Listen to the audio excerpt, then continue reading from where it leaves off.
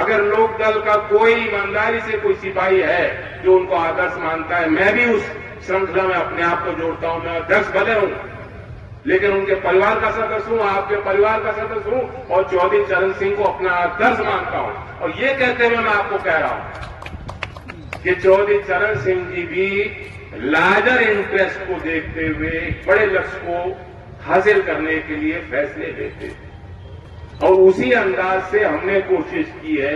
जो हमने विपक्ष में हमने भूमिका बनाई, काम किए, हमने मुद्दे देखे, जनता के बीच क्या सरोकार है किन चीजों का, उनको पहचाना।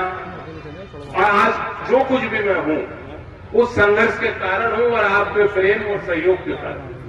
लेकिन आज मेरी जिम्मेदारी बनती है किसानों को फायदा कैसे मिलेगा।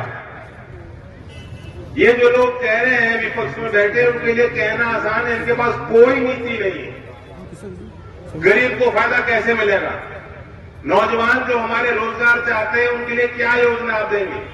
आप उनको भत्ता दे रहे हैं, वो ठीक है, उससे एक सामाजिक सुरक्षा की बात आप कर रहे हो, उससे आगे कुछ नहीं है।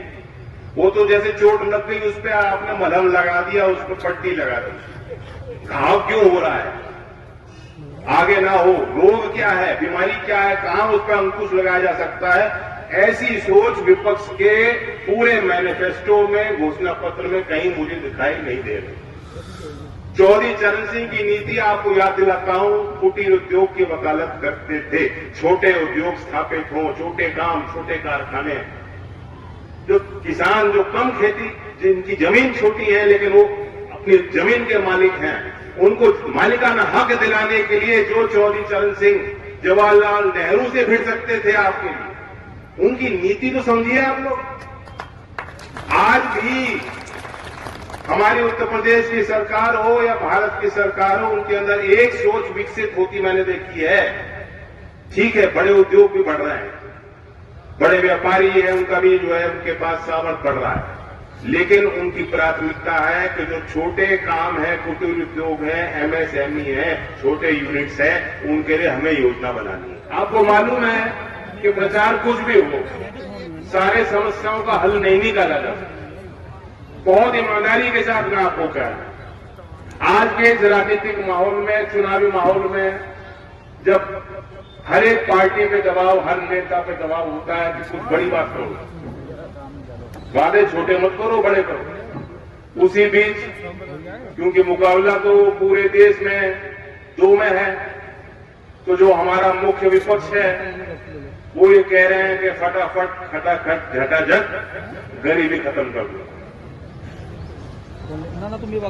देश का गरीब आदमी भी जानता है, ऐसा नहीं है कि गरीब आदमी किसी के रहमो करम पे नहीं है, निर्भर नहीं है, वो स्वावलंबी है, वो स्वाभिमानी व्यक्ति है और वो खुद प्रयास कर रहा है और वो खुद जानता है, उसके परिवार के लोग जानते हैं। इतना आसान नहीं है। जिस क्षेत्र ने चौधरी चरण सिंह जी की जो कर्मभूमि रही और उनकी नीति को समझा, उनके राजनीतिक और सामाजिक कार्यों में योगदान और आहुति देने का काम जिस संभल के हमारे गांव के लोगों ने किया, आप लोग भी जानते हो। इस देश में बड़े ईमानदार नेता हमने देखे हैं, लाल बहादुर शास्त्री जैसे नेता दिखाए, सरदार पटेल जैसे नेता हमने देखा, महात्मा गांधी जैसे नेता देखा, चौधरी साहब के योगदान को आपने देखा। आज भी देश में बहुत अच्छे लोग हैं, नेता हैं जो कोशिश करते हैं। देश के प्रधानमंत्री जानते हैं कि गुर्बत क्या होती है, वे तो सार्वजनिक रूप से कह चुके हैं इस बात। क्या हम सब लोग गरीबी से मुक्ति देने की कोशिश नहीं कर रहे? क्या सरकार आज कोशिश नहीं कर रही, योजना नहीं बना रही, जमीन पर उनको उतारने के लिए पूरी योजना बना के क्रियान्वित करने के लिए बेहतर प्रयास नहीं कर रही? कर रही है। गरीब आदमी जानता है, उसका लाभ सीधा आज गरीब को मिल रहा है। किसी से मांगने की जरूरत नहीं, किसी के आगे झुकने की जरूरत नहीं, किसी के हाथ की जो खुजलाहट होती है उसे उसकी तरफ गौर करने की जरूरत नहीं। समझ गए होंगे क्या होता है, जो बिचौलिए लोग होते हैं, जो उनका एक तंत्र होता है। आज किसी गरीब को जरूरत नहीं वो सब करने, लेकिन वह गरीब आदमी भी जानता है कि इतना आसान नहीं है जितना विपक्ष के लोग कह रहे हैं। तो सीधी सी बात है, आपको विचार करना है। 10 साल के कार्यकाल को आपने देखा, और मैं लोकदल की तरफ से कह रहा हूं, जो हम लोग विपक्ष में रहे हैं, ये लोग कहेंगे जो बीजेपी की है वो तो आप कह सकते हो भाई तो बीजेपी में हो। जब हम लोग जो विपक्ष में रहे और जो लोकदल था तो विपक्ष था, माफ कीजिएगा, आज कहीं विपक्ष है नहीं, क्योंकि एक जो बड़े नेता है राहुल जी, वो ऑलमोस्ट पीएम है, और हमारे यूपी वाले हमारे भ्राता वो ऑलवेज सीएम है। वो सीएम की कुर्सी चली गई, उनको एहसास ही नहीं हुआ कि कुर्सी ना आज है ना कल को मिलेगी, क्योंकि उनके इर्द गिर्द जो लोग हैं उन्होंने वही वातावरण बना रखा है कि भैया आ गए, भैया आ गए। स्थिति बदल चुकी है, वो समय दोबारा नहीं आने वाला।